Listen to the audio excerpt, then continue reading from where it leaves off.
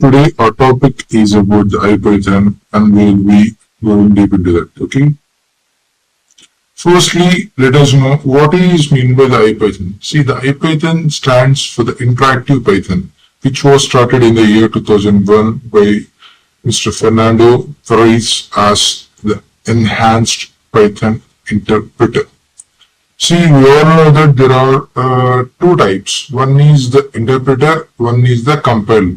The compiler compiles the whole source code at a time, but the interpreter, it will compile or it will be checking the code line by line. See, it provides a useful syntactical additions to the Python language. In addition, it is closely tied with the Jupyter project, which provides a browser-based notebook, which is useful for the development, collaboration, sharing, and publication of the data science results. See, the IPython is also related to the data science. The IPython notebook is a special case of the Jupyter notebook. The Jupyter notebook, see, it is one of the environment which is embedded in the Anaconda. See, there are two ways. Let us know that the Python is having the two ways in which we can write or we can provide the source code. Those two ways are the IPython shell and the IPython notebook. So let us know. See, this is the basic or the example of the IPython shell. You can clearly see it is in the form of the command line. We all know that the command line, that means everything we have to do on our own, we have to type. It is also different from the GUI. The CLI stands for the command line interface. The GUI, which stands for the graphical user interface. For example, we can take the MS Word or Windows 7 to the latest version. It is an example of the GUI. For the command line, for the CLI, the basic and the best example is of Unix OS. So let us start. The other one is, see, you can clearly see it is the example of the IPython notebook. As I said earlier, it is closely tied with the Jupyter notebook. You can also see it is the logo for the Jupyter notebook and it is having several features. That is the interactive coding environment, supports the multiple programming languages like the Python, R, and it is a cell-based execution. It is rich in text with the markdown, data visualization, easy to share in the collaboration. As we said earlier, here are the specific components which you can clearly see. The first one is the menu bar, which consists of the file operations, edit, view, insert, cell, kernel, widgets, etc. Next one is the toolbar. It will be having the common actions like the save, add cell, cut, copy, run, stop, and restart. The kernel, it is like an engine. It is like an engine which runs the code.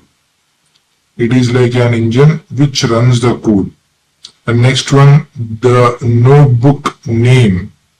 See, we have to give a specific name for the every kind of notebook. Here we will be having many notebooks. For example, we can say it as a file also. We will be creating as many files as we want, like that it is same to the notebook. The cell, can clearly see it is having the IN in the bracket is having one. This one, the specified part, this is called as a cell. And the output, see, this is the output cell, this is the input cell, this is the output cell. And next one, there is the cell types, which I said earlier, it is a code cell, output cell.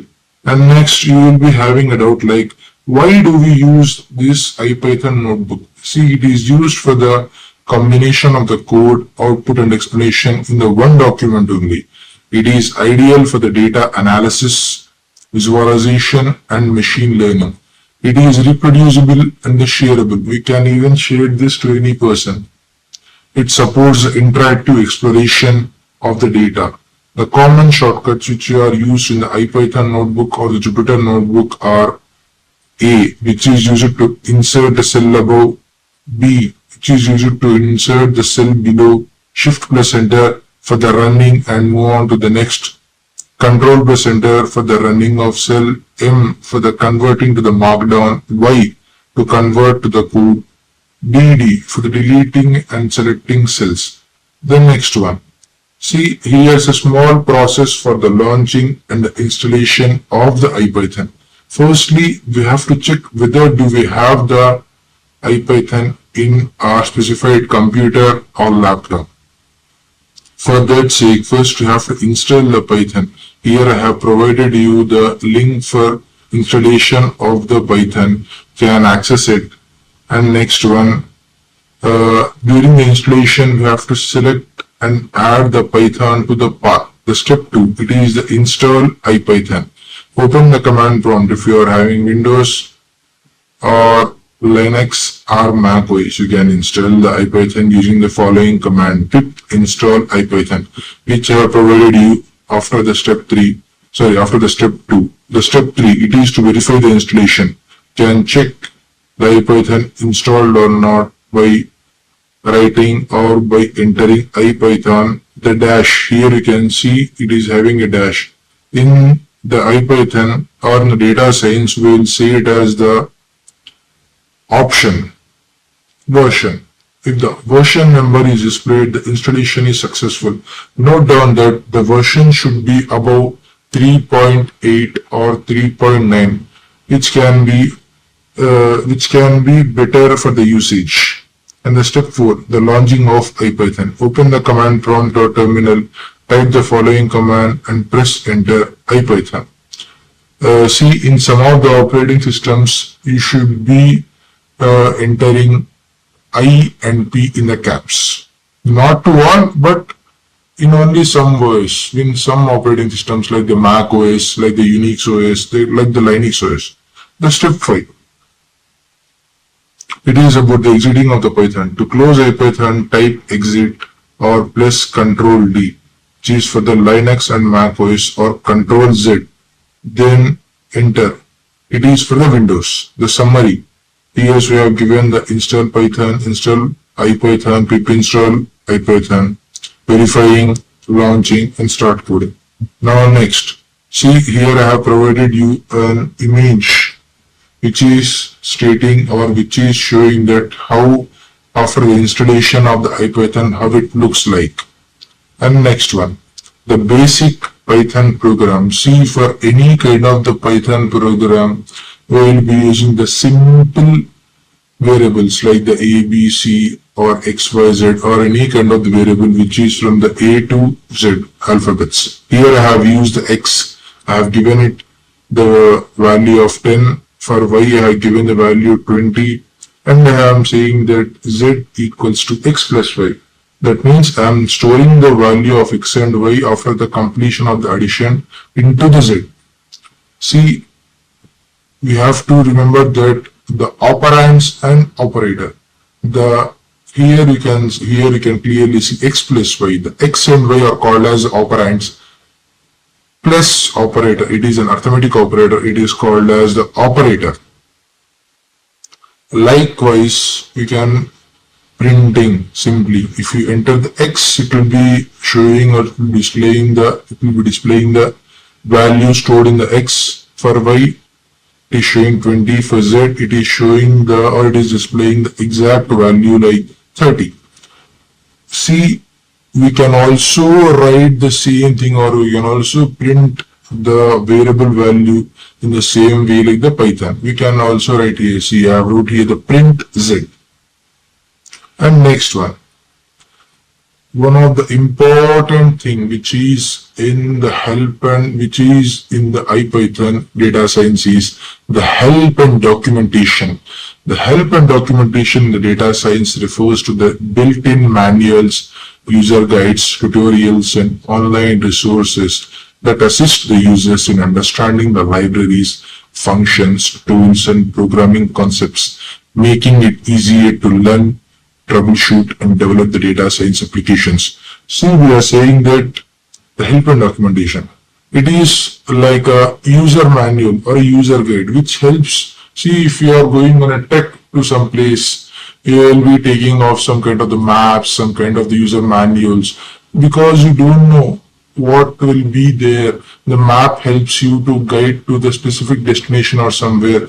The manuals which will be helping to you for the using of a particular thing or using of a for a kind of the mobile, for a kind of the micro oven, for a television, etc. etc. And it shortens the gap between the user and type of the documentation. The help and documentation shortens the gap between the user and type of documentation. It helps to do the work effectively. The web searches still play a complicated role in answering the complicated questions, but with the help of the IPython, it has become very easy. See, you have to remember that there are three main features which are in the help and documentation. They are exploration of the documentation with using the single question mark, exploration of the source code with the usage of the double question mark, the tab key for the auto completion. Now here I have used the help function.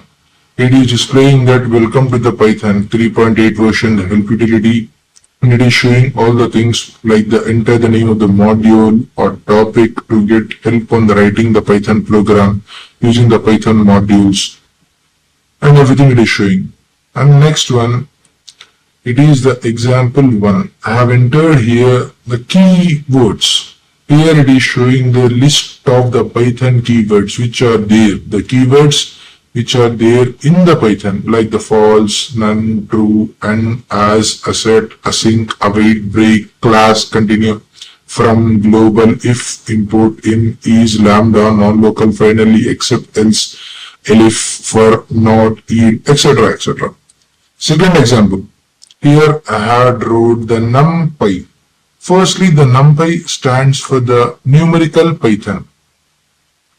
I am asking the help and documentation. See, what is numpy? It is displaying everything.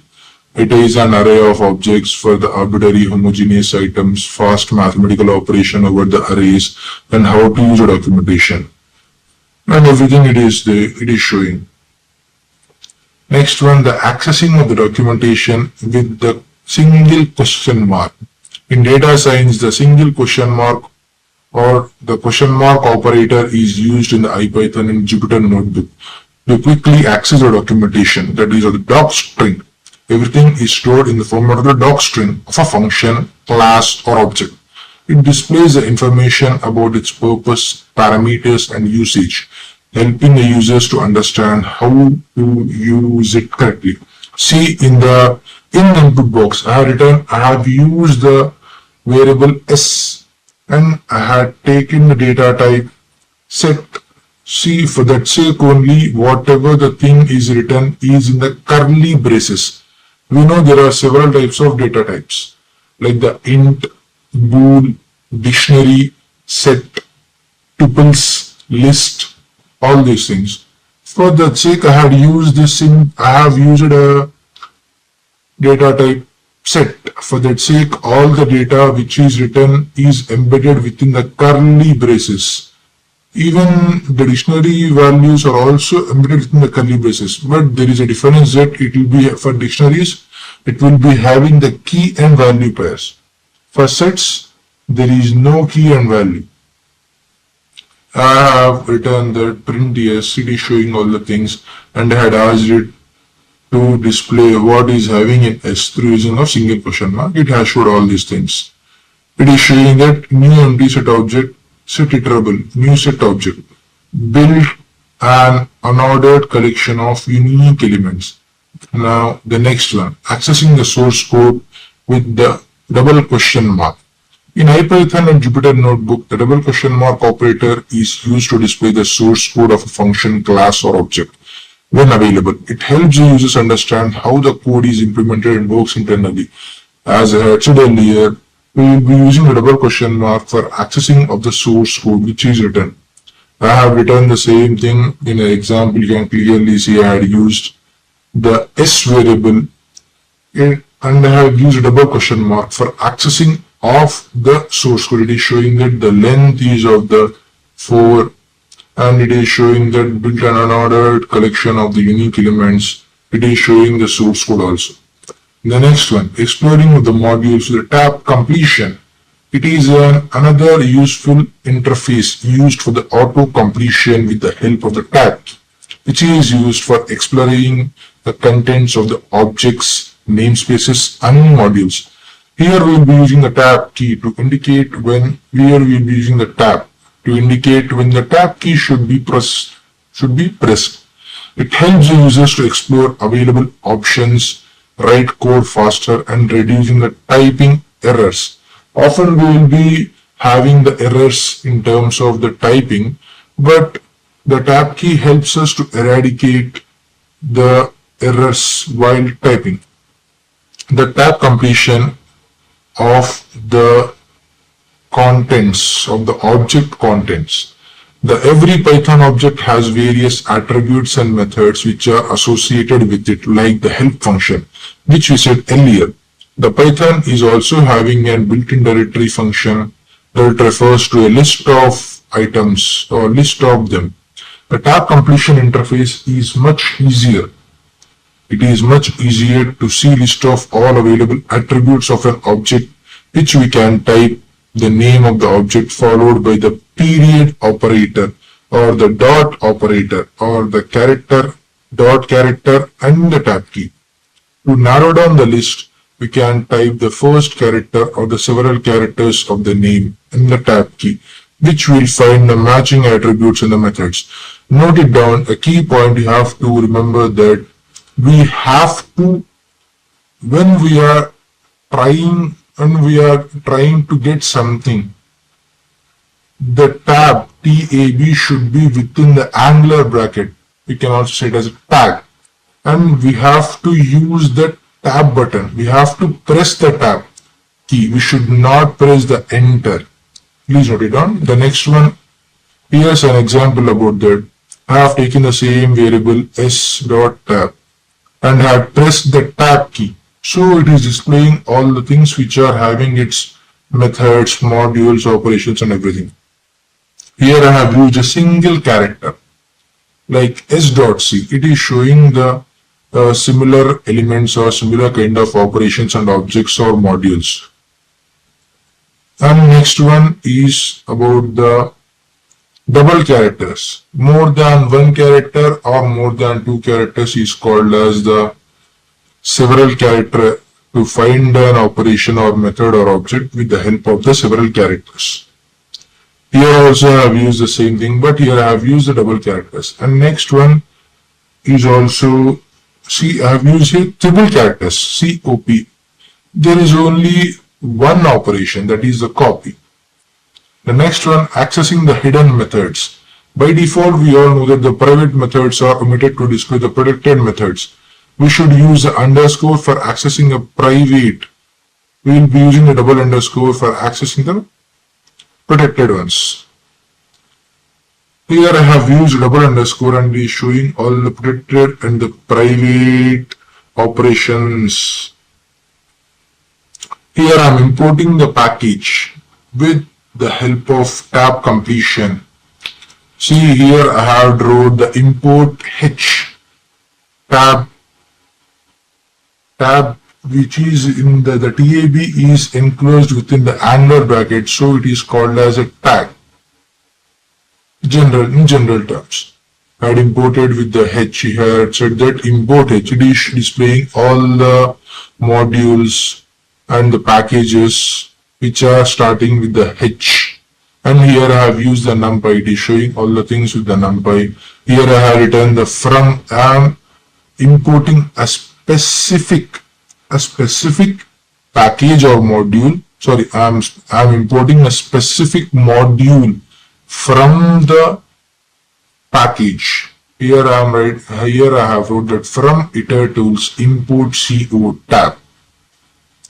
The wildcard characters.